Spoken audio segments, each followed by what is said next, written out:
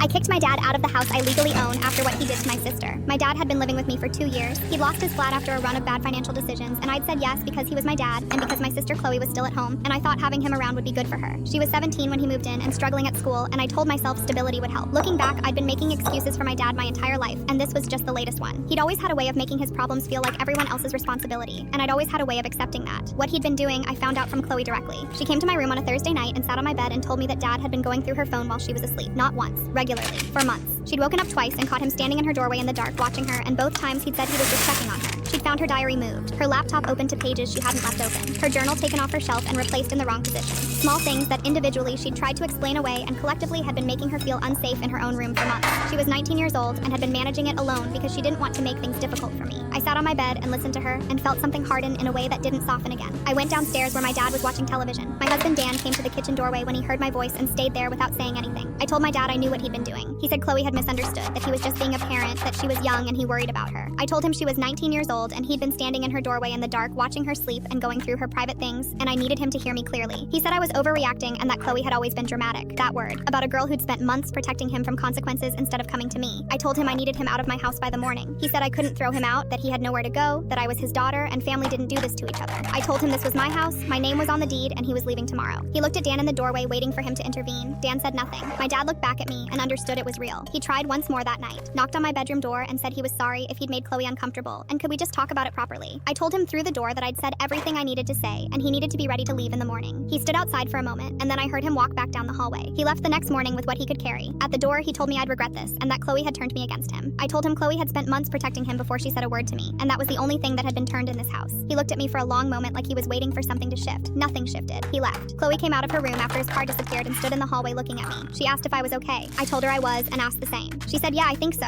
and then said thank you quietly in a way that told me she'd been waiting for someone to do something for a very long time. My mom called that evening and said I'd been too harsh, that dad had nowhere to go, that family worked things out. I told her Chloe was family too and asked which one of them she thought I should have protected. She didn't answer. My dad has called twice since. I haven't picked up. Chloe slept with her bedroom door open for the first time in months. That was enough. Subscribe for more stories.